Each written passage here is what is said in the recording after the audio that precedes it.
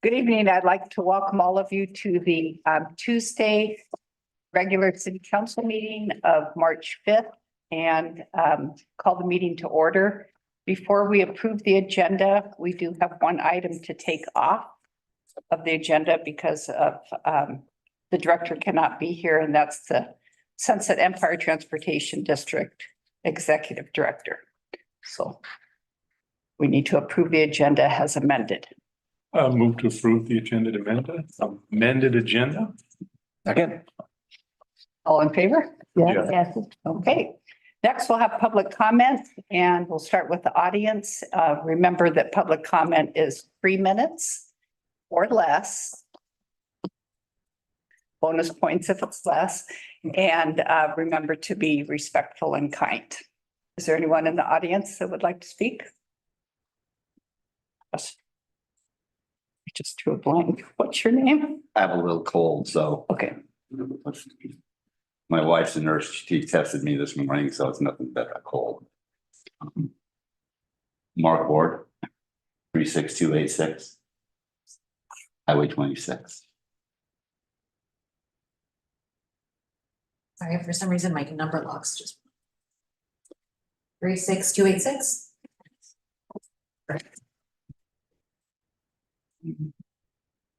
I have a short statement that I want to make.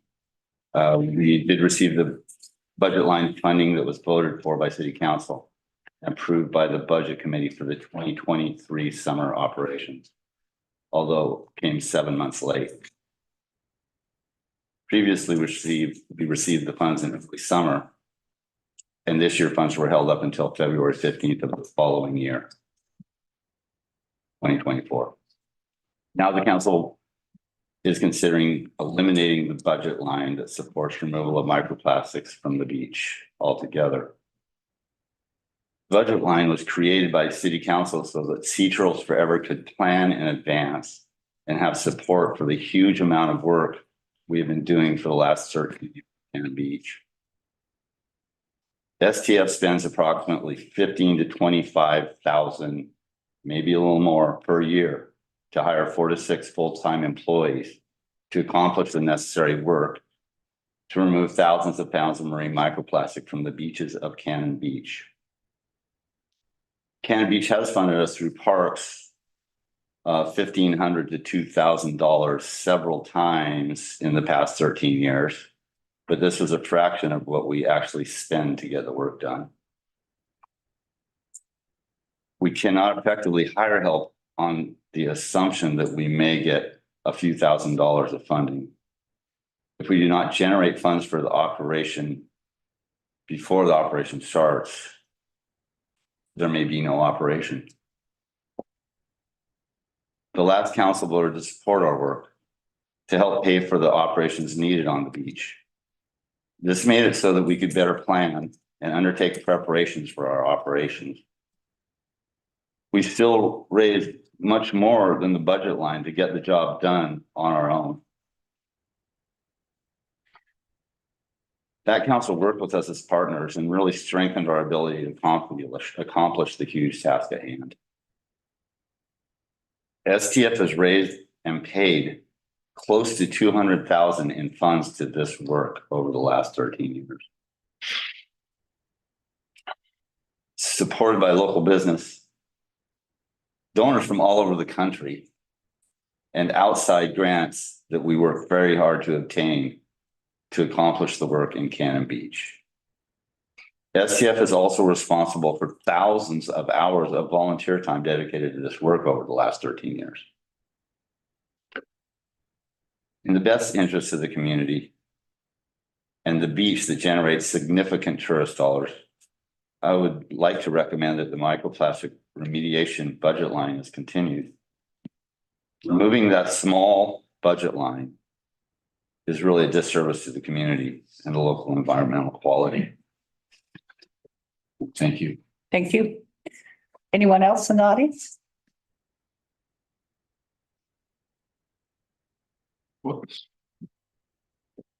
Well, you can see I've got a hole in my hat. That's a hole in my head. I shouldn't be here today. I thought this was the budget committee was meeting today. And of course, I read the budget wrong. I'm Edward Johnson. I live at 929 Prosper Road, Southwest, Tumwater, Washington. However, I am the president of the board at Sea Turtles Forever, and I have been that for nearly 6 years and on the board since 12. Where's my props? Uh-oh, in my pocket. Oh, I needed my credit card. Remember my credit card from last year? It's just not if you remember the credit card, and I won't have to repeat that part of it. We remember. Okay, well, just remember, 1 week, there's been 4 full weeks. We've just consumed 4 of these cards now, in one way or another, or the planetary process has done so.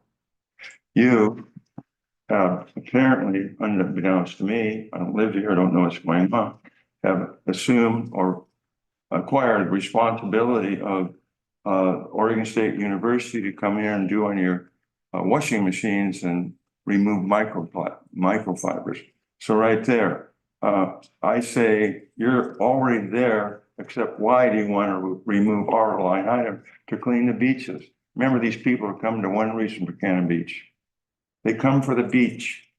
I sat there a day and marveled at the magnitude of people walk by. At the same time, I walked on the corner of Cannon Beach, right, whatever Greg Street is. And right there, I sat and looked at how many people were there. And then I walked to the beach and counted the number of people. And it was like 20 people on the beach and 5 people at that corner at one time. Now, I don't know if that's carries out. Mark ran down and looked at got a handful of plastic off the rift line. You know, someplace along the line, you or the public or the state, that's the state's property. So how they can escape from doing it, I don't know. But they're not doing anything for the microplastics. You know, they made some noises and they did approve our, like I mentioned before, they did approve of our process. The only one in the state of Oregon that's allowed to do that. I've heard your argument about why you're not going to include a line item. But this is Cannon Beach. This is right in. We're working right in. We can't even cover the beach as needed. We used to be able to go down and do Crescent Beach, where it's a huge outfall of plastic. You used to park your trucks down there, your bulldozers, lifters, coming around the point at the low tide. You know, it was quite a scene. Now you're going to say, well, if you get a parks grant, well, remember, we already failed on that. Parks would not give us a grant if we put our name up for a line item. So I don't know.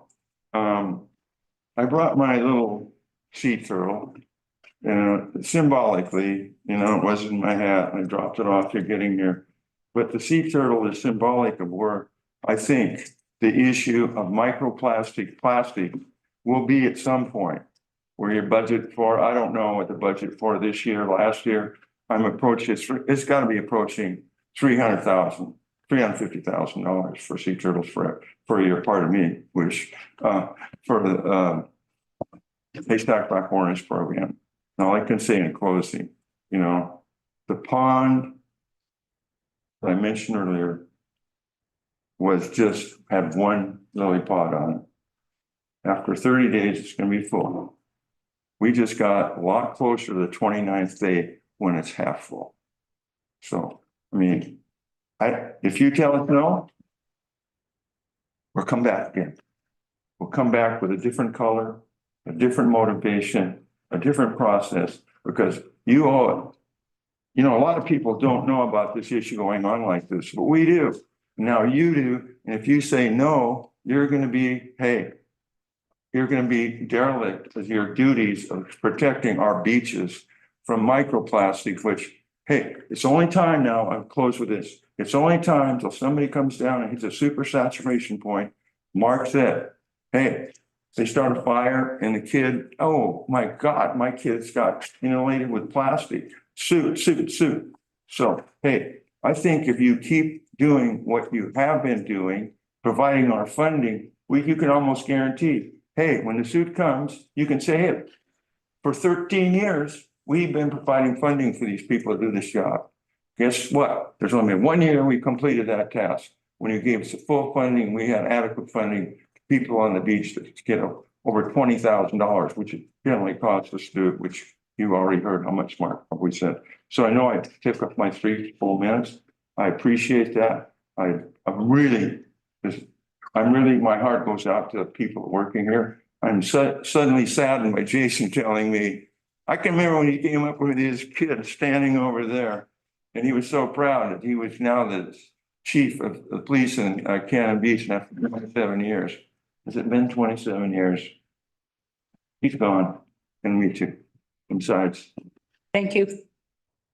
thank you. Thanks. Anyone else in the audience? Okay, if there's anyone online, if you would raise your hand, please.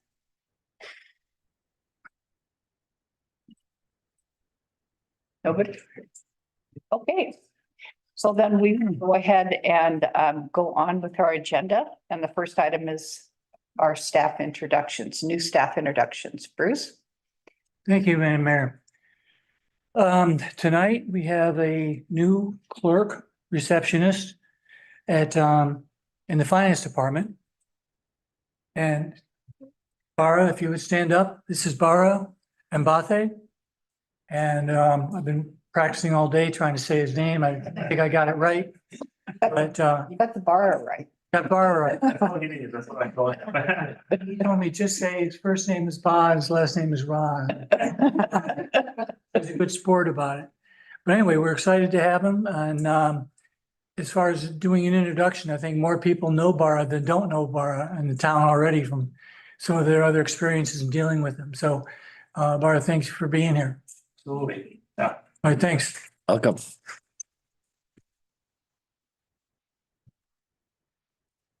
Bara, you did hear you needed to make a speech, right? Yeah. Welcome.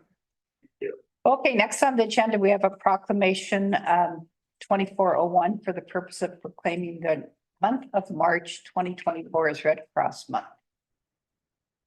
Bruce? Yes, thank you. Before council tonight is a proclamation declaring March 2024 Red Cross Month. Every March, we honor people who make the life-saving mission of the American Red Cross possible. The individuals across the country who turn compassion into action, helping others in time of crisis. The Red Cross Month celebration has been an annual tradition since 1943, when President Franklin D. Roosevelt issued the first Red Cross Month proclamation.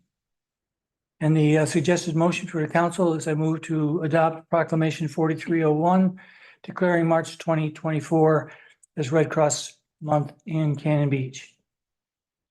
We're supposed to have Janae online to say a few words, but I don't think she's made it yet. I think the one that says iPhone. Janae, are you the one that identified? I am. All right. Yes, I am here. I am so sorry I could not be there in person, but I just want to say thank you for doing this. As you know, the Red Cross, we try to provide services. I don't know if you guys received the information about the fire campaign that we actually have, that we provide free smoke alarms for people that need it. So, you know, that's pretty important. But thank you. I'm sorry I couldn't be there, but I'm supporting another event. So, all I can say is thank you. See you guys around. Thanks, Janae. I have a typo on that. The proclamation is 2401. My apologies. I think I read it, 2401. Okay.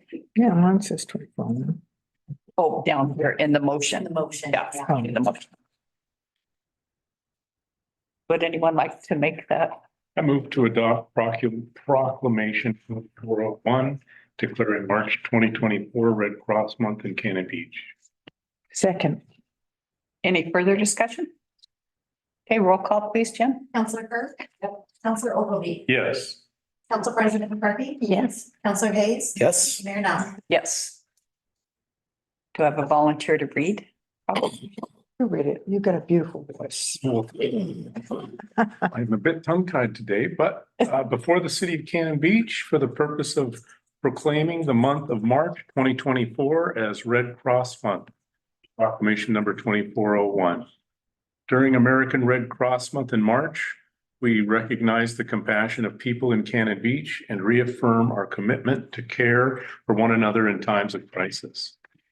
Generous spirit is woven into the fabric of our community and advances the humanitarian legacy of American Red Cross founder Clara Barton, one of the most honored women in our country's history, who nobly dedicated herself to alleviating suffering. American Red Cross Cascades region, today kind-hearted individuals in our community exemplify Barton's commitment as they step up through Oregon and Southwest Washington to provide a beacon of hope for our neighbors in need. Through their voluntary and selfless contributions, they make a life-saving difference in people's darkest hours.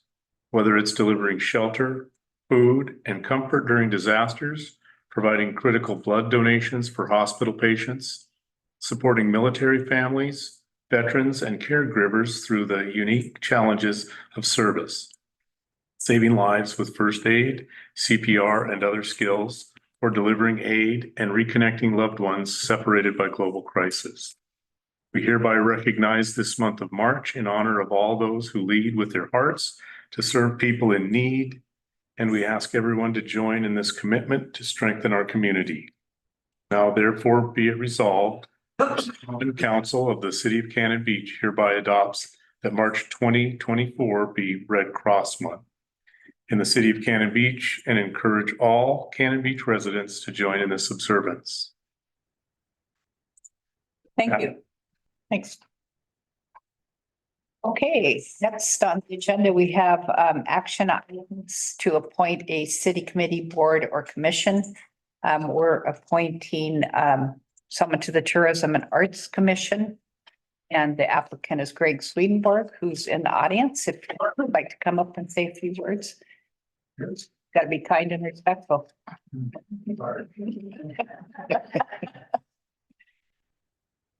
I'm Greg Swedenborg, PO Box 1145. So thank you for the consideration to apply for the position on the TAC committee. Was on it for 3 or 4 years prior and really enjoyed my time. If you read my application, I definitely have some thoughts and ideas on what I think needs to happen there. And when I was last on it, we talked about a lot of those things. It was opportunity to, investigate those, look at how the committee runs, because my opinion about that, perception, things have changed. Things have changed in the funding model. Things have changed in what we spend it on and compared to the typical heads in bed. So I know that it's not one thing that I can wave a wand at, but being part of a committee to have those discussions to maybe open up some thoughts and how these things change and how we can better utilize the dollars spent on the TAC committee over time. That's what interested me in getting back on the committee, and took some time off last year, enjoyed the time off, but ready to get involved again. And thanks for your consideration. Do you have any questions for me? I have questions. Did you say? So the committee has talked about using the funds for projects that are more destination development related. In fact, funding the Clutchie Creek Bike Trail was one of them. So is that the kind of thing that you're talking about, where you see we can go with this? Yes, absolutely. So I consider the Clutchie Creek one being the very first one that got out of the box from your typical event, weekend event that if you really look at a lot of them, they're not really generating a lot of return on investment, and we're putting really good money towards it. They're great. People like them and stuff, but it's the tangible return on investment is lukewarm, and it got to a point, in my opinion, that over time, the TAC dollars, accumulated and grew and grew and grew. And then it was like, we had this big bucket of money and we just have to spend it somewhere. And how it's spent, I think, is where the opportunity is. And Gary, I think you of all people probably know how it works on the coast. Like if you look at Tillamook Coast and what Nan Devon and that whole organization is doing, a lot of things outside of just throwing events and and stuff that are using the same TAC dollars. So I think over time, when the community says, hey, we need a new, the bandstand in the park was a good example, although I know I got paid out of parks. But things like that, whether it be restrooms or funding some kind of infrastructure thing that makes and people think this sounds really bad, but the product of Cannon Beach a better place for the visitors and locals alike. I think that's what money well spent. And in 2020, Jim Kingwell was the chairman the chairman of the TAC committee. And he came and we spoke about, these are some things we see a need for that. And whether it be, we have X amount of dollars here and we could either do something that betters the city within the scope of the whole restricted dollars of TLT, or, throw that same amount of money for a one weekend thing that brought 62 people to town. Which one's better? And I think as my personal opinion, as counselors, you've got a lot on your plate, everything from all the big projects going on to certifying the Red Cross thing today. So everything in between, and having a committee that comes out and says, hey, we really focus on these things. We think this is better use of community funds for things that will have a better return on investment for the community, visitors and locals alike. I think that would be something that would be beneficial for the council to have someone that kind of focuses on that thing. Obviously, ultimately, it's the council's decision on where the final dollars go. But, over the years, we've seen TAC funds be festival stuff only and some, the arts thing. And I obviously don't want to lose focus of that. It is the arts focus in a lot of ways. But then COVID came along and there were grant programs that came out of that. And then, recently it was like, hey, there's so much money in here. Why aren't we doing other things? And that's what piqued my interest, is because those other things are out there. And I'd like to be involved when that kind of shift happens. Yeah, thank you for stating it so eloquently. Get long-winded. So with Clutchie Creek, there was obviously an organization that wanted to see that happen and they made the application. Who do you see making the application for more of these destination development projects? Well, I mean, I believe you'd have to really go back and look at all of the rules behind the municipal projects and so forth, because you can correct me if I'm wrong, but if someone was like, oh, we're just going to build new public restrooms, there has to be an RFP process and all of that. And that's why we had the nonprofit aspect of funding nonprofits. So you could kind of work around that for providing funding to a municipal project. So there's some learning there. I don't know how specifically other communities get around that, but how they use and their restricted TLT funds, they're playing by the same rules that we have to play by. So there is some learning there.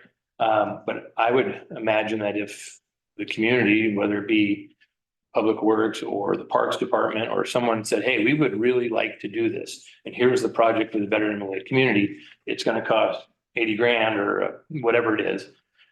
Then that committee would kind of vet that out, talk about it, and either suggest it or not to council. And whether that opens up a can of worms of how, now we have to go out to RFP because we don't have a nonprofit. I have to kind of understand and cross that bridge when we get to it. So to answer your question, I don't know exactly who would do that. You're going to figure it all out. That's a sticky wicket in the whole thing. But I know it can be done because 30 miles south of it, it's being done in other communities too, do some creative ways to spend that. And, these comments aren't necessarily made to like, oh, we shouldn't do some of the good funding that they do, like the Arts Association, the Coaster Theater, and some things that I think I'm almost calling like bellwether thing that sometimes is a waste of time. We might as well just fund it because we do every year. And it seems like at least all the years that I've been involved. So there's that, but there's also, another large portion of that budget that could be spent in other ways. And I think better utilized.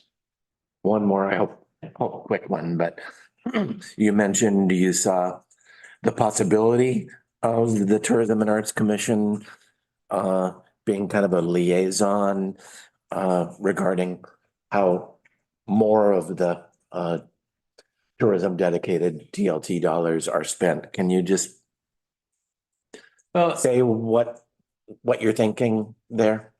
so I guess my thought there is today and for the last 14 years, the TAC committee has received that 70% of the 2010 increase, you know, and it fluctuates over the years, but now it comes out to about 400 and some odd $1,000 a year budget on an average year.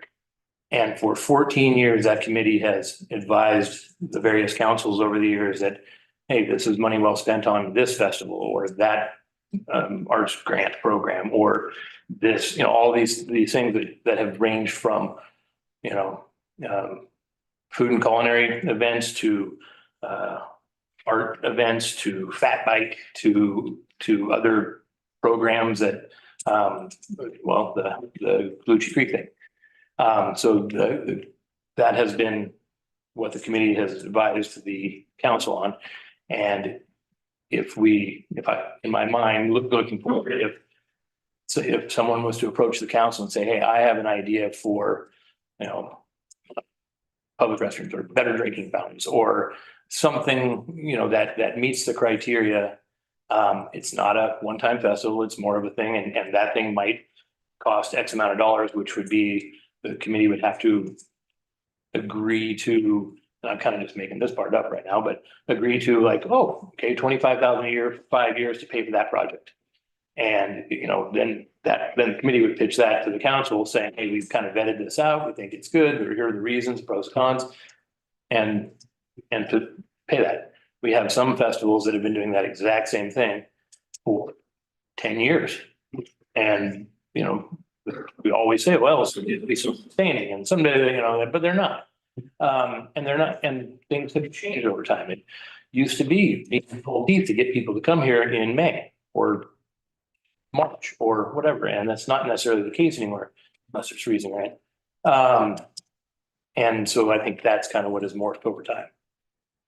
I guess I'm really going to, my question is much more directed at the other big pot of tourism dedicated lodging tax dollars is information center and marketing. And do you see some relationship with Tourism and Arts Commission as far as that? I kind of do, and I got this from my time spent with the chamber is, you know, since the inception of that 70%, the city has had one contractor to provide those services, and that's been the chamber. And that is the visitor center piece and the destination marketing. If you were like other cities, you could go out and find another contract. I personally believe that you can get a pretty good deal with the chamber and the amount of local involvement, volunteerism and so forth based on the budget. But so every time I hear the council like talking about, hey, is that money well spent? Are we spending money with the visitor center contract, or are we spending money with the destination management marketing contract? That's something that the TAC committee, in my mind, would be like, we've looked at that. It makes sense. It's a good use of money, or, you know, you could do this or that, you know, there are all kinds of things.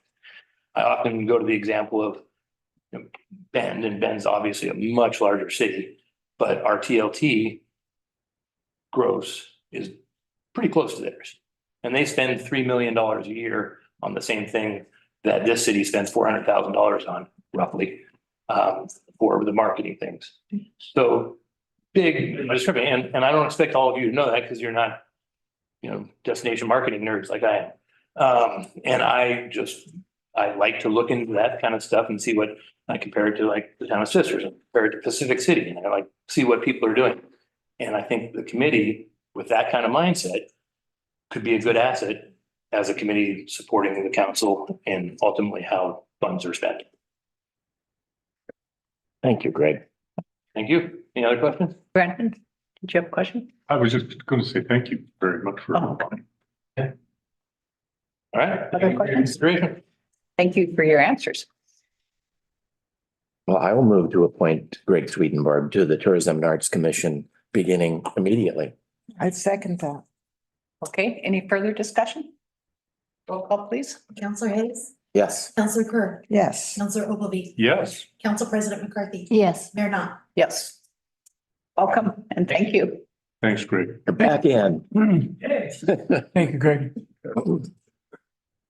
Okay, so next we have our tree focus group presentation with the Design Review Board and Parks Committee representatives. Bruce, do you have anything you? No, you said what I was gonna say. Oh, okay, We have Mike Bates okay. Hi, how are you? and Jed. Anybody else coming? Come on. Yeah. Hi. Hi. We're missing just a couple people. Is Les on? Yeah, let's. So Dorian will not join us tonight. But I want to thank you on behalf of the working group for the time before council tonight. As you guys know, we're just a random group of citizens who came together organically because over our concern over trees. We also happen to be members of the council and the planning commission and parks, and we have one very distinguished citizen member here, Jan, who I think has been involved with trees for 30 years. And we kind of feel like the code that we have, the tree code we have, has served its purpose, but no longer does. It's probably something that's been happening for a long time, houses getting bigger as they do, but it feels like things have changed in this community since 2000. And if you look at the data on our tree removals, it kind of bears it out. We remove a lot of trees and we replace far fewer than half of them. I'm not blaming anybody for that. In fact, I think the staff is doing a great job of preserving the trees it is. And I've seen them work on a couple of things that have been before the planning commission where they have gone the extra mile in preserving trees where, I didn't think they would, or we could. So I want to thank them for that. When we started this, I think my goal was, and I articulated, and I'm sure we all have different goals, but my goal was to try to grow the canopy a little bit. And you can turn the page. Actually go one more because I just went right through it. Sorry. Grow the canopy a little bit. I kind of feel like, with the challenges our forest is facing, that would be a stretch goal. I'd be happy if we preserve what we have. And we've come up with a set of proposals that we think are worthy of consideration by the community to do just that. There are two that I want to hold for last, but we want to codify the public notice process that is used for rights of way by the Public Works Group. That seems to work very well with the Parks Department. They're very happy with and gets us at least publicly a little bit more information than we do with private property. So we want to go down that path. We've kind of restricted the areas where we're going to permit removal, eliminating landscaping as a reason and tweaking a little bit safety. We wanted to insert a requirement to consider geological hazards with each tree application in response to some of the things that we've seen through Planning Commission. And then going down the bottom, we want to give the community a little bit better enforcement tools for violation that don't exist right now. And now going back up toward the center, I think where the teeth of this proposal is in two, perhaps three places. One is we definitely want to expand the role of the city arborist. And we provided a definition in the code and we've identified where that individual should plug into the process. We want to preserve significant trees where there are alternatives to removal. I think this gets down to that segment out of the comprehensive plan there that we don't want to stop development.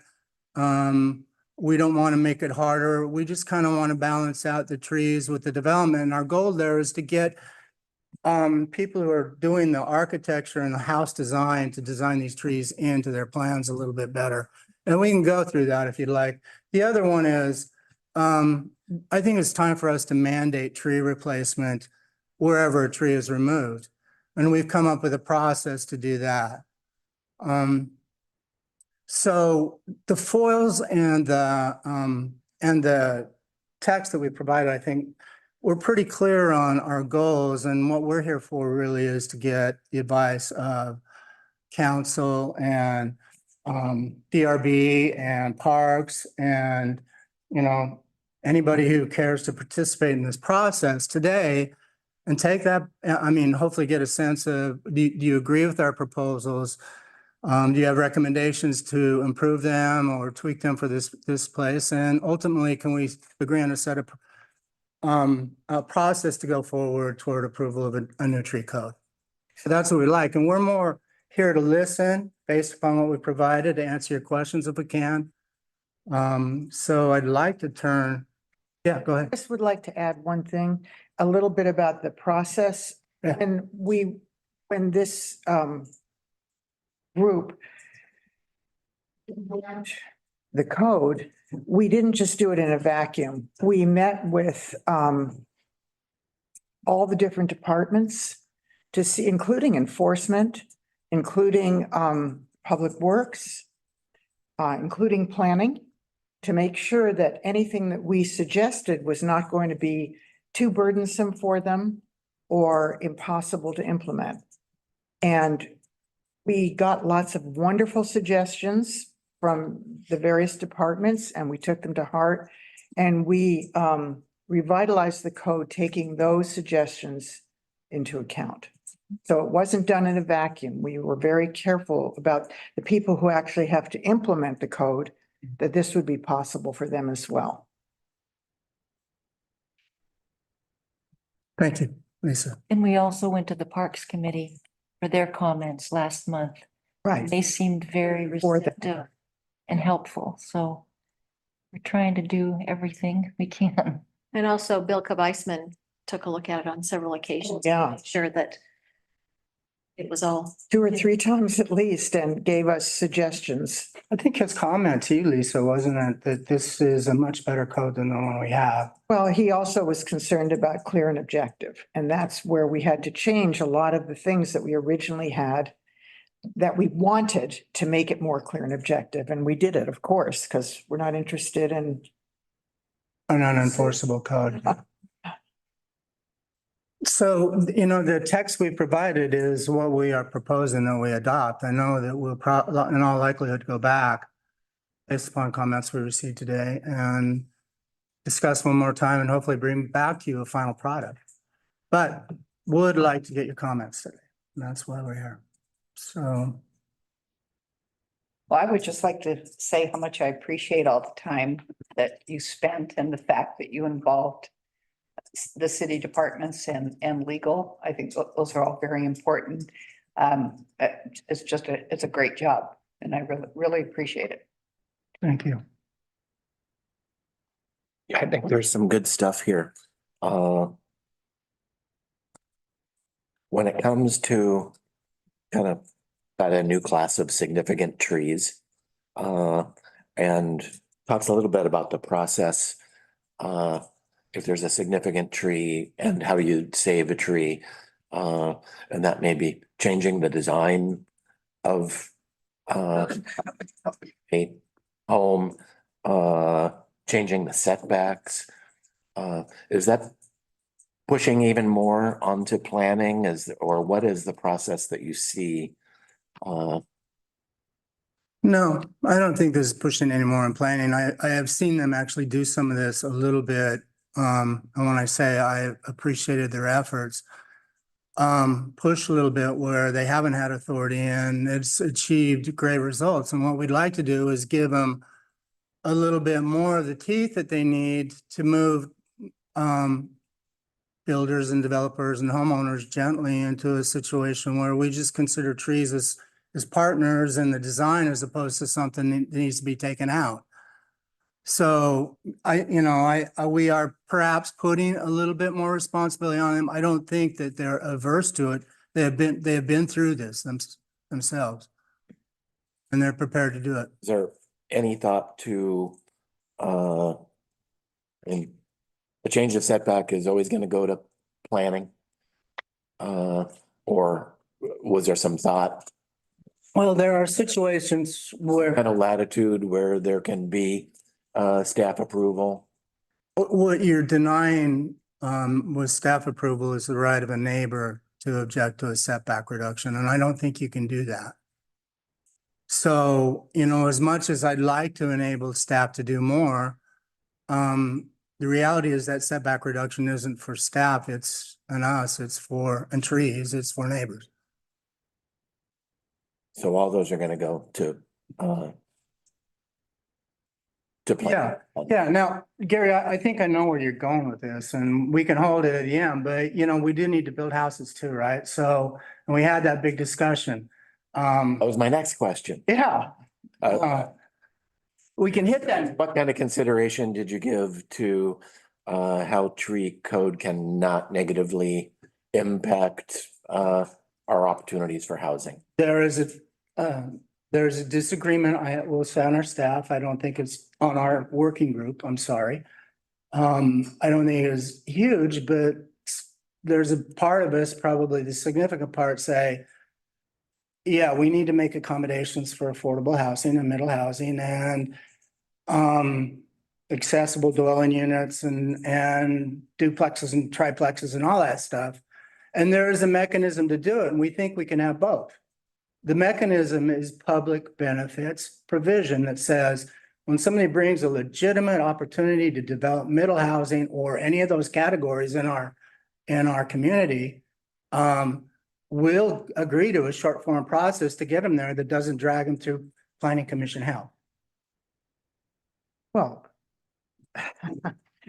I don't think that's completely accurate. Well, I think that there will be things that they have to commit in writing, that they're gonna develop that. And so far, every time somebody said, well, this might be an ADU, and you ask the developer, the answer is hell no. We don't want to do that. So that has to be that, right? It has to be, you have to give some consideration to trees. We won't be critical, but if you've got space to plant them, right? I don't know what else the city's gonna come up with, because Marcy was saying there are all sorts of policy issues that need to be figured out. And I'm sure with trees, it's gonna have the same kind of discussion, but you don't have to say, I'm gonna save trees, but I'm not gonna build houses. Or you're not in a situation where you can't have both.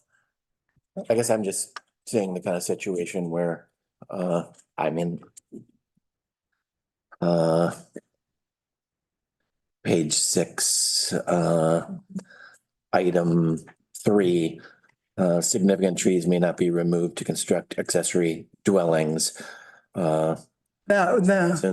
Accessory structures.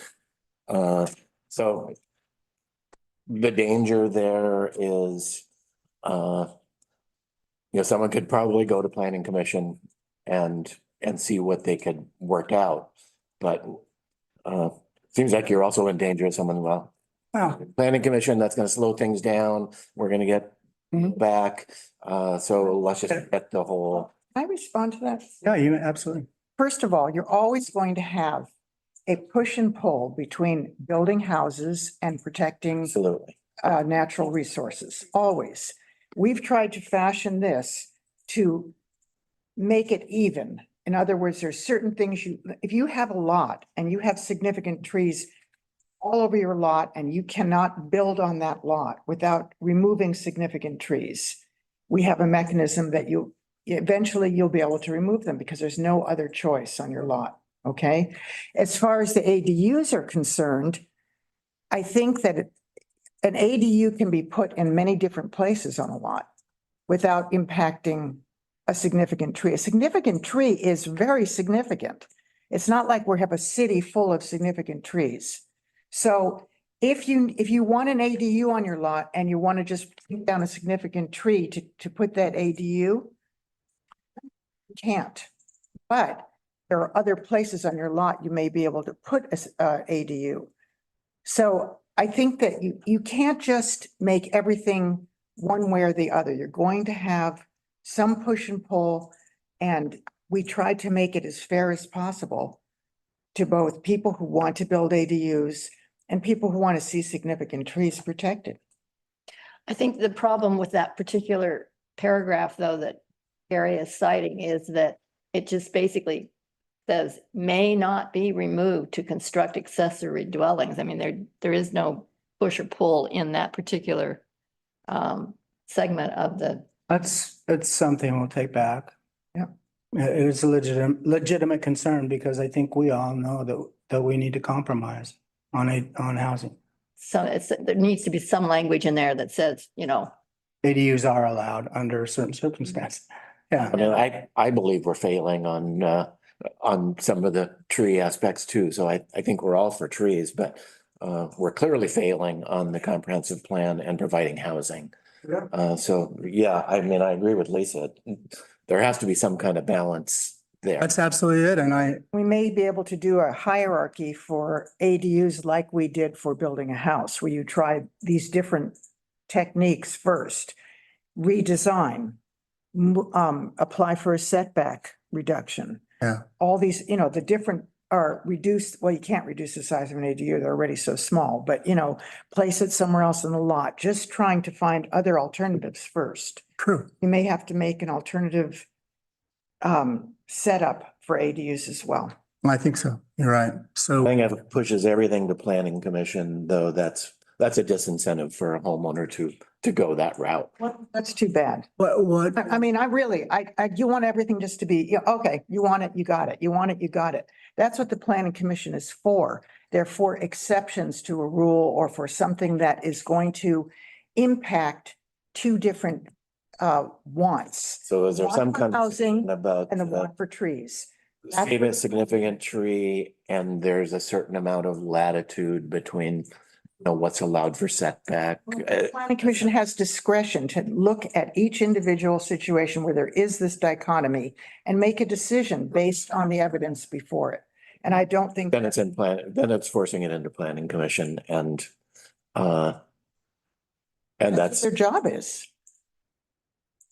a lot of members would choose not to go through that process. may I interrupt? I think Then I don't want an ADU badly enough. yeah, we can talk about it, the ADU stuff. I do believe there will be another code provision that says when you have affordable housing at stake, there are certain provisions that you're allowed to short circuit, provided you meet certain conditions.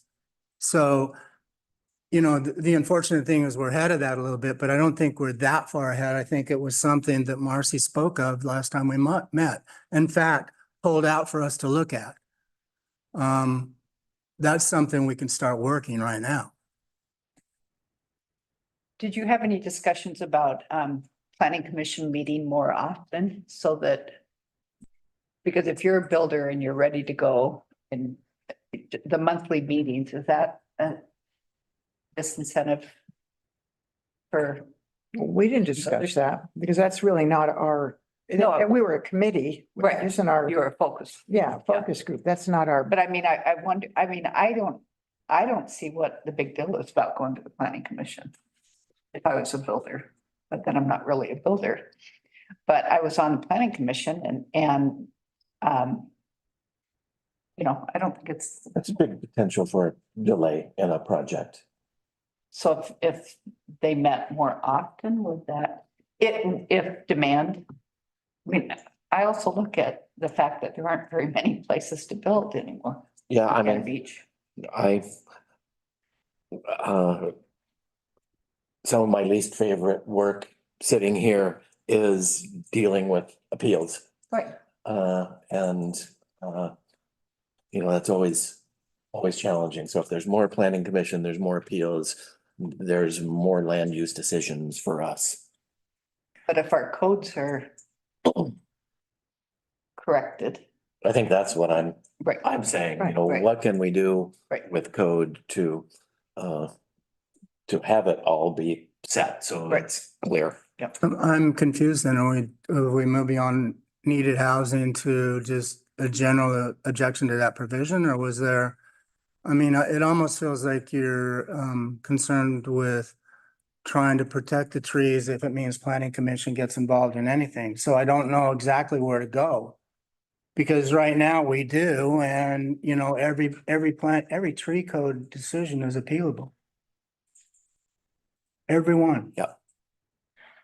I'd like to say also what we tried to do here is to have one scenario at the very beginning of when someone is planning to build, that the builder and the architect and the city arborist, possibly a private arborist for the person that's building, that they could get together on the site at the beginning of the process and help really look at what trees there are on the site and make a plan together at the beginning rather than having trouble later, which may allay some of the problems having to go to the planning commission.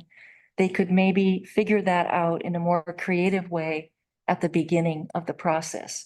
That's something we've heard from our previous city arborist, Joe Baldwin, really, when we met with, you know, different people, he really suggested we look into that because in his longtime experience with the city, he felt that was a wonderful way to just not have problems down the road as much. So we tried to put that in there and I think that would be a very positive change. And then we may not have things happen as much as we have had in the city with different tree problems lately. Right. That, yeah, sort of an upfront Upfront, analysis. yes. And I think we did put that in. Yes, we did. Thank you for pointing that out. Yeah, I think it's very key to our whole approach to this was to try to prevent problems down the road, which we have dealt with quite a bit lately. And we really tried hard to get some of those things into this proposal. Brandon, do you have any comments? One thing I was curious is you listed several municipalities that have, I assume, Comparable. is Mhm. language from those cities informing this or? Yeah, we have used them. We haven't taken them verbatim. We've bent them toward what we think we need here. Mhm. Carmel does the significant tree thing, except we're going down to roughly 50%. If you look at it, they go down to like 30%, you know, they take a smaller number. Forest, Lake Forest Park, yeah, Issaquah, yeah, Issaquah charges for either you replace or you pay. Lake Washington around there, the same thing. we looked at their codes. We didn't copy them out. We just tried to see what they were doing could apply to us. That's kind of my question. Yeah. How you use Right. those cities' code Right. to inform what would work best Right. for Cannon Beach. Exactly. That's what we did. Okay. I have a question about the fine for tree cutting, $20,000. Well, let me tell you the context. We started with penalties with the rumor that somebody building a home in the city had offered to pay a neighbor $20,000 to cut down a tree. You know, and the implication was That's their view. find a way to do it. So, you know, we realized we had to deal with the possibility in the current environment where more and more money is coming in to build more and bigger homes, that there'll be people out there who can say, so sorry, I made a mistake. And it doesn't really affect them at all. So right now, there is no enforcement mechanism in the code for the city to do anything if they if an individual cuts a tree illegally. We put that in. We set the fine at 20,000 because of what we were seeing. And we're talking about a And it, significant tree as well. and it goes down. But if you cut down like the big significant tree on Ash Street, just went ahead and did it, you should pay $20,000, you know? And where does it goes into a tree fund, but what do you see the tree fund funding? Well, the tree fund, there's a little data in there. We probably need a little bit more, but we wanted to deal with the maintenance and improvement and maybe acquisition of green space in the city. In addition to running, Public Works is interested in buying bigger trees, you know, for the ones they're replacing because they feel like they've got a better chance. Public Works wants to see that money go towards. Better chance of surviving. Plus, they want to be able to pay the city arbor. Right. Some of the funds for paying the city arborists would come out of that. And then after that, we would like to take care of what we have and maybe preserve it somehow. And we inserted the council in as the stopgap. If you find something you want to use that money for, provided it's for an environmental purpose, do it. I think that needs to be spelled out a lot clearer. Okay. I mean, it just says tree fund. Yeah. I mean, we have an affordable housing fund too, but we need to be a lot more clear on what those funds are used for. Okay. Because it's- Yeah, that's not a bad idea to be, you know, really lay out what those funds would be for. Right. Because I frankly do not believe we're going to generate enough funds to start doing, you know, parks projects and everything, you know, big projects. I might generate enough to help cover the city arbors and replacement trees in the right of ways. For the city, but I don't anticipate that we're gonna just, I think that it's going to be a detriment to just cutting down a tree. You're gonna be deterred from just cutting down a significant tree without getting a permit by the size of the fine. So we're not gonna be rolling in cash in this fund as far as I can see, but. The incentives are set up for people to replant, not pay. If you, I guess my concern is I can see a developer maybe being able to afford something like that, but I'm guess my concern is the average homeowner who doesn't realize there is a $20,000 fine on a tree.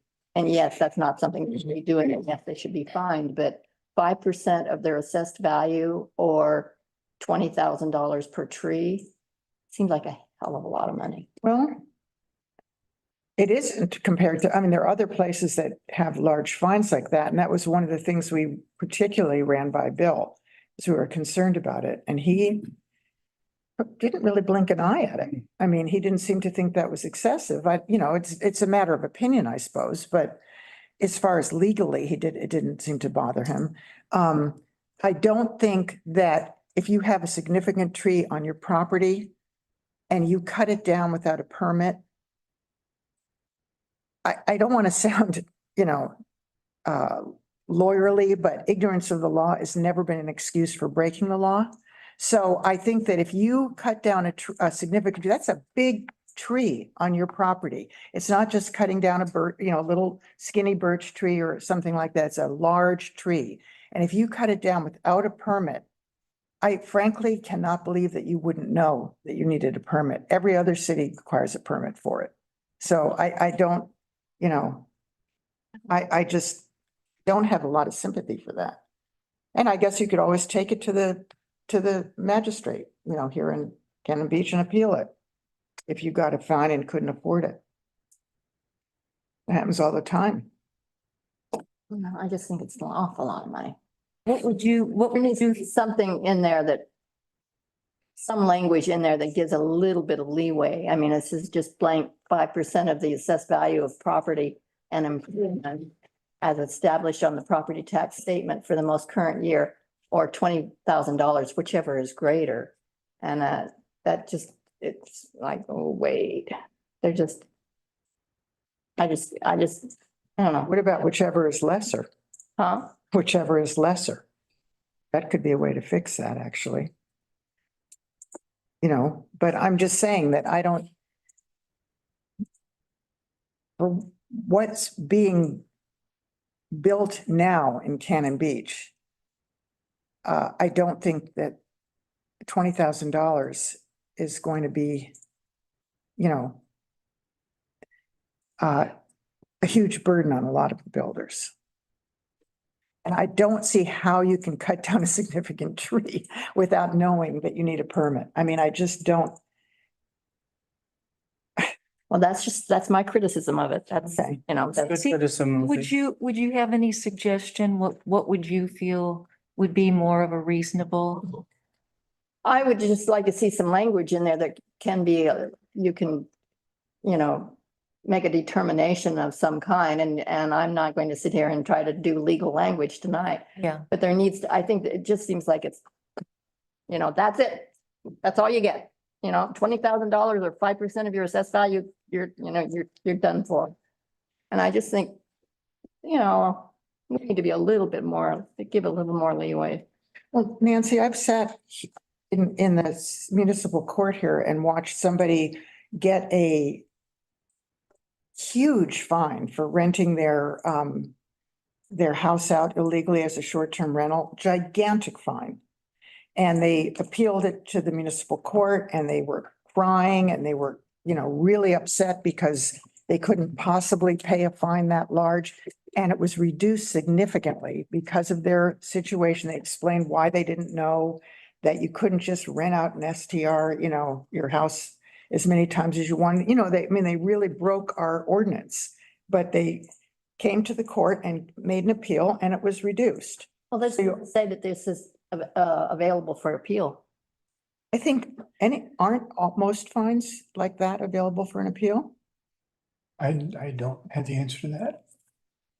I mean, We'll check that. I'm pretty sure they are. I mean, Hmm. you can appeal a fine for the STR, breaking that rule. Well, I'm not debating Fireworks? STRs tonight. I'm debating a $20,000 fine for a tree, and I think it's too much. Or there needs to be some kind of a workable solution for some people, for circumstances. And I don't, And you don't think the appeal process, I think that if there's going to be an appeal process, it should be spelled out in the, it should be it appealable to the municipal, I will something. see if it's spelled out in the short-term rental ordinance, because it's And the the same, fireworks. and the fireworks, it's the same thing. Yeah, but I just think that this is my opinion. Okay. Yeah. we're gonna- Yeah. So take it back. We'll take it back and look at it. Yeah. Thank you. Anything else? Has the group discussed at all, and this is a little bit outside of what we're discussing here, but the possibility of replacement trees anywhere else within the city limits?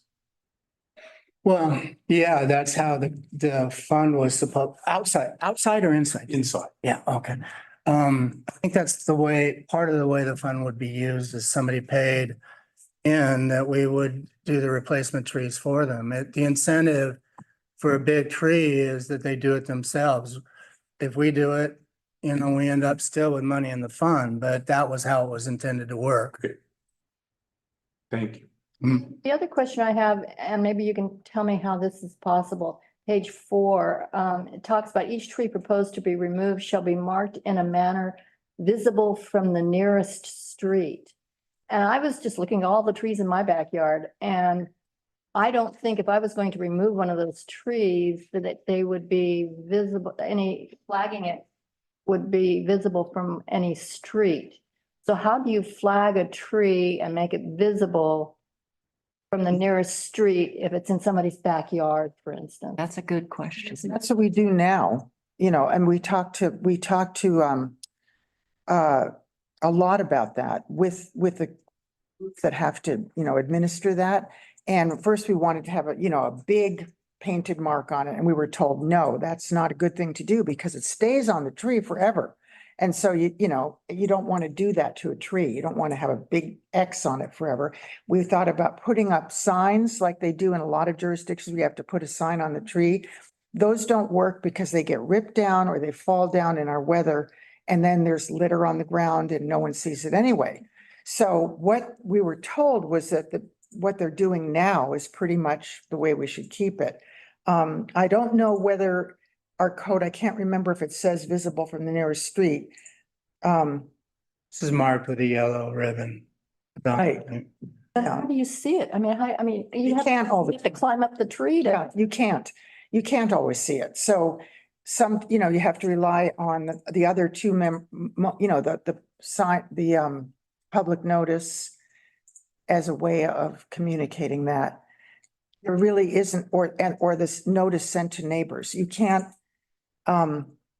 really make it so you can see, you can't have people trespassing on your yard to see if there might be a mark on a tree. So you have to just, we want, if it's possible, and then that may be a language thing to change too, if possible. Language. We can change it, yeah. Yeah. Yeah. I was just looking, I have a lot of trees in my backyard and, I don't know that any of them would be visible from the front yard or from the, or. I have the same situation. Yeah. And they're not visible. Anything else?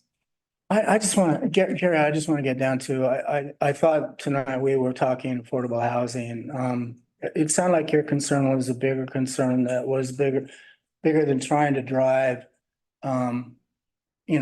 different price points into our real estate market. Sounds like you have an objection to the planning commission being involved and that kind of goes probably to the heart of our proposal, right? I mean, we are trying to protect our trees and the planning commission is the first step in doing that. So I don't know what we could do unless we're just miscommunicating on something. Well, it's interesting because last meeting, we talked about housing and the need for ADUs and that whole situation. And tonight, we're talking about not allowing accessory dwellings if there's a significant tree involved. So, Or finding another place on the property. That's, and if there isn't another place, then what do you do? Well, that's why we talked about doing the same hierarchy that we laid out for building your original home. So, yeah, that was my question because it just seemed like we were at odds. and this is the thing that right now we're dealing with both of these issues and we're trying to Trying to find balance them. a real balance to respect both of those issues. So It's really difficult. it's a challenging situation. And yeah, I guess to answer your question, my concern would be that it would be a disincentive for someone to actually build something for community benefit. Okay. And I think. Because it would be an extra cost for them to go through, delay, extra cost. So, I mean, that's I a think basic point. we can address that. That is something we can go back and address. And I just don't see going through the planning commission as being that big of a delay. I mean, Well, I think part of it too, all the requirements that you have to follow to get in one or two trees down. I mean, I don't want to see a tree go down. I'm as much Yeah, a tree lover as Jan is, but when you have to do this and this and this, and then you have the calculations of pi and square and all that square root, and that kind of got Oh, me, yeah, And- you know. it was hard for me to even go there. Our arborists know that calculation. no, and I have actually refused to even read that because I don't understand it. You're trying to figure out something. I'll let that's round. somebody else figure it out and tell me. But I mean, there are an awful lot of steps that you have to take in order to get that tree down. And maybe that's what you're talking about, the planning commission, all the things they need to do before they even. Yeah, get- I just don't want there to be disincentive for us to have housing. So community development staff was involved in this process. Yep. They were at the meetings. Yeah. Mm, Yes, And they've seen your proposal. I guess 3 or 4 times. it'd be nice to hear from them if they have any concerns about. Well, we have some things to work on here. We'll bring them next time. I mean, this is a work session. I'm sure Bruce made a staffing decision he was gonna attend, so. What does the process look like I, from here? Does Marcy see this? No, then? Marcy has nothing to do with this at all. This is not something reason Marcy's involved in the wetlands ordinance is because it involves state. And she was really instrumental on working with the Department of State Lands and Conservation to see if that wetlands, yeah, this does not involve the state. This involves the state. yeah, it will, Doesn't involve, no, not the same process. You don't have to have an EC analysis. You don't have to have any of the things you have to have for. Isn't this This all part of the code? Marcy's aware. Requires a PAPA process. Marcy's aware of this going on. This was decided a long time ago that we were gonna have two different groups, one to rewrite the wetland statute, ordinance, and one to rewrite the tree ordinance. And Marcy had to be involved in the wetlands ordinance because we had to do an EC analysis with the state. You can't get something passed without that, and a PAPA, now everything had to be done. This, we have to go through all the public hearings. That's necessary for this, but not an EC analysis where the Department of State Lands and Conservation gets involved. Works doing our code rewrite, They are, except we decided that these two were emergency issues and that we wanted to get. as is housing. It's always been an emergency issue, Gary. I mean, we knew that housing was out there. In fact, we talked about it a year ago where somebody said we ought to have a working group or a focus group. And, you know, there were people working wetlands and trees. And at that point, somebody sort of said, yeah, I'd love to do housing. And I would right now. I mean, but that's not the direction we're going to go. I mean, we're going to do that as a, With Marcy. It seems like Marcy is a resource to talk about some of this balance and point out if there's some issues with, you know, we're getting in our own way, No, I don't believe. because she is a housing expert. Are a community, and this is not a housing ordinance, Gary. It's a tree protection ordinance. And But has to balance our need for housing. I don't see how it doesn't, except for that one issue about the ADUs. Are you talking about when someone wants to come down here and build a second home, that it might be more difficult for them? Or are you talking about ADUs? What kind of housing are you talking about? I'm talking about our expert doing our code rewrite, seeing how this balances out and seeing. Well, she's aware that we're doing it. And Yeah. ultimately, he's going to, I mean, once we get close to the public hearings, I would assume that she would yeah. check over it and make sure that everything else that's been done. I've talked to Marcy about it just in terms of the public benefit provisions she's writing. So she's aware of what we're doing and as she's, I don't want to, I don't want to, Slow back on I the, don't want to surprise her at all. I don't want to surprise her at all. None of us do. We will involve her when the time is right. And right now, it sounds like we've got more work to do to go back and address your concerns. But again, I mean, it's really important that we get clarity on where we disagree. And I think it's on the affordable housing piece of this and how we make both happen. And I'm assuming it's not, we don't want to make it any harder for somebody to build a second home. And I think you're with the first. I don't think there's a whole lot of disagreement here. I mean, we all want to save trees.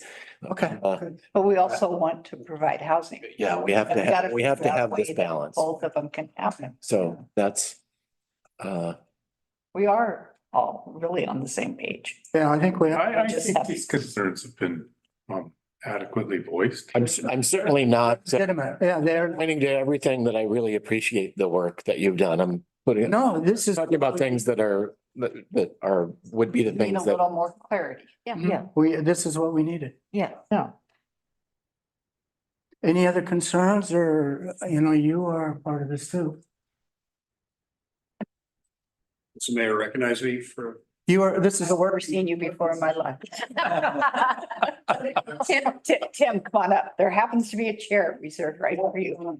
As a new member of the design review, this is all part of the process. Uh-huh. But you haven't, just to be clear, you haven't been on. I have not been on the working group, so Okay. I'm coming in a little cold and I too appreciate almost everything you did. It looks great. Now, I do have a couple of questions. Mhm. I personally have been through the tree permitting process twice in Mhm. the past 6 years. We had 2 different building projects. It was not obvious to me that tree removal for landscaping was ever permitted. We asked for one and it was denied. Up to 10 inches. So we're, Any tree over 10 inches could not be removed, any tree on. This was 6. Yeah. This was a 6-inch caliper. And certainly we had to replant trees, which seems completely reasonable. So it wasn't clear whether those, actually comported with the practice, of the city. One of the points you made, Mike, was there's a public benefit in a public benefit situation. But let's just say Joe Bob wants to come down and build a second home on his vacant lot in Cannon Beach, and he's got a significant tree right in the middle of it. What happens? Now, if he can't build a house without removing it, then he removes it and he pays for it. He's going to go to LUBA because you're within the urban growth boundary and he's got a right to build a house on. That's his what I said, property. he's gonna remove it. Yeah, okay. Yeah. We have not stopped people from building a house anywhere in this. Or from removing a tree. Right. Okay. It's just they have to try other things first Got it. to avoid removing it. And if he gets those works, One at a A time. tree, you just pay for it. Okay. We just wanted people to think about designing trees. Yeah. That, I heard you say public benefit and I'm like, well, not everybody's doing a public benefit. Yeah.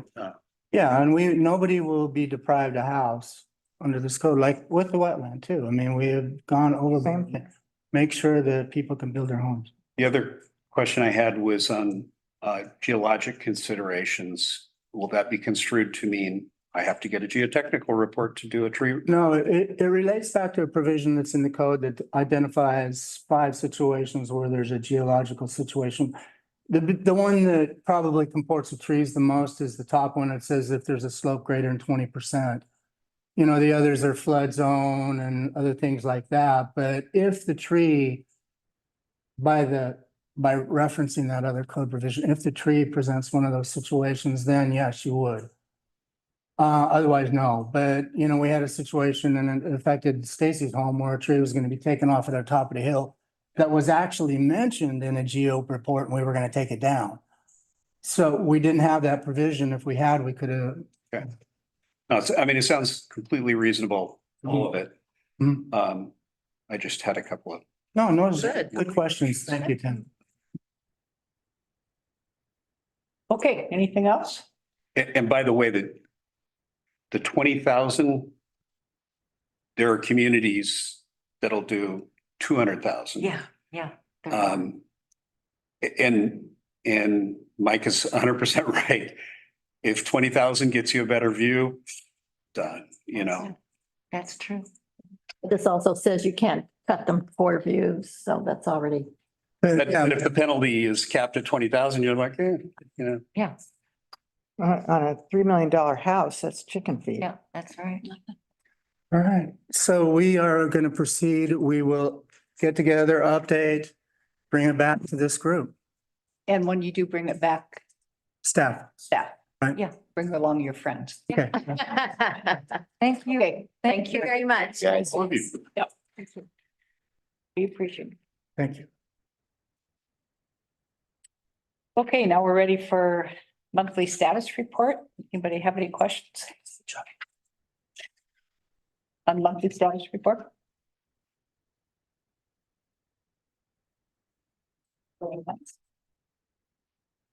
Okay, Mayor Communications, I had the pleasure of going to Pacific Ridge Elementary with the other Mayor, Carrie from Gerhard, who I had never met, so that was nice. And Mayor Wright from Seaside, and we talked to all the 4th graders about a poster contest where we participated in it last year also, and they are going to make posters what they would do if they were mayor. And so they had some interesting questions, as always. It was Friday when it was snowing at that elevation, and so one little 4th grader raised her hand and she said, could the 3 of you make a declaration that we no longer have school today because there's snow? Were there any other good suggestions that you heard? Well, lots of them. The big thing was, why do you do this if you don't get paid? And you said, been asking myself that question. So we did have, we don't, no. So we talked a lot about volunteering and how it was important that people got involved in their communities without getting paid and then one little group, but then what do you do for money? So it was lots of fun. So, and we are also going to involve the Cannon Beach Academy fourth graders. And so That's great. that was fun. Well, you'll see me busking on the corner next week, so. Okay, any counselor communications? Anything for good of the order? I have a question. The council, well, first of all, the council has not made any decision to remove that line item for plastic removal from the budget. First of all, that would be initially it would be a budget committee decision. Right. And then it would go to the council. Right. But I think Ed and Mark were, They're just feeling down. yeah, but they basically said we had removed it and we haven't removed it. Technicality. Yeah. I know. Them, No, but I know, but I'm just saying that's how they view it. Yeah. You know, and I've already told someone on their group that, you know, if they want to come and listen they're allowed to come in and listen Thursday. These are and- public meetings. Yeah, so that's when we'll be discussing it to some extent, isn't it? At least that's what it says on the agenda. Yes. Yeah. Yep. So, While listening to them and then talking to Greg or listening to Greg's comments.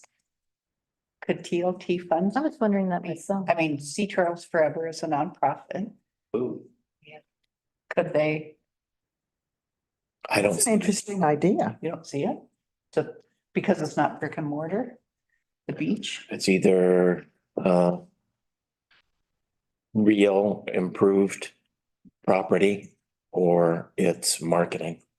So it would probably have to be a case made for marketing. so what if they Might be a had, little stretch. what if they had a series of events to have, like a Salt Beach cleanup, but they did it with plastic removals? I think the whole education side of that thing is, it would be great if that was built upon. Yeah. Then I always think of why isn't skate parks? Yeah, I know. I mean, because it I is, think they don't have the budget probably. yeah, I don't know. They did our beach. Would they have to do all the other beaches too? Would they have to fund, you know? and they should. Yeah, but then you're talking real Yeah. money and I don't know what their resources are. I know that they're constantly getting, and then, you know, I don't think it's great. Anything else for good of the order, Bruce? We're just talking about the meeting on Thursday. One thing, it's not exactly in the rules. Because you're not supposed to have a budget meeting until you hand the budget to the This is a preliminary. board member. So we set up this preliminary meeting. But in order to move forward with that, in conversations we had with Ashley, is that we would not get involved with specific funding amounts. So we really can't talk too much about, like, we won't talk too much about the budget. We'll talk about, Jen, can you give me some help here as far as what some of the items are? So we're gonna just talk about I think we were gonna give an update on bonds. Yeah, And then Ron's gonna give an update on Lori's quarterly report and then the conversation about being a community grant versus a line item. Because one of the things council talked about before was setting a policy or some guidelines. And so that would be a great conversation to start. And the budget committees also. Yes, There. so it's budget committee and council. And the budget committee members will all be here in person. Good. Good. Are we still in good of the order? I hope so. Did you want to say something?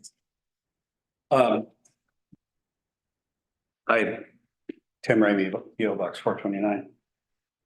I sent this to Karen Labonte. This is the foot of large. yeah. And she's like, ooh, that's bad. maybe in the 2025 budget. I'm working on 2024 right now. As Greg was talking about, I mean, this is, you know it well. I mean, literally the street is about to wash away. Which And street Yeah, is it's it? really, as Greg was talking about it, I was like, maybe some, That's where Larch meets Cola Creek Oh, okay. right. on a Breaker's Point. Oh, that's, It to me is like emergency level. Because literally you're gonna start losing street. We have it. Plus it looks super bad. So, We're working with Crest on that for a grant, oh, really? and we should have, probably within the next month, they'll be giving us a report on the options. And it's a joint partnership with, Breakers Point and the city right now. Oh, that's great. And Crest is doing the management of it. And then we'll go on to the next step and try to get the funding. There's different funding sources, probably brick grant or something from FEMA is what we would go after. That's one that started probably 2 years ago. Wow, I did not know that. It's an ongoing problem. Yeah, Yeah, no, I know it's been an ongoing my thought was a set of concrete steps there to encase all of that with maybe an ADU ramp would give you enough concrete mass to hide all that stuff. Plus give you an ADU ramp and a decent beach access. yeah. But glad to hear you're on it. So we're on it. Some things are easier to permit than others. What's an AD? handicap accessible, Uh, 80. ADA. 80. I'm sorry. I got housing on the brain. Who's gonna live there? Okay, On that, I would do it. thank you. But I thought of that when Greg was talking about his, I was like, oh, this could be an idea. Thank you. Anything else for good of the order?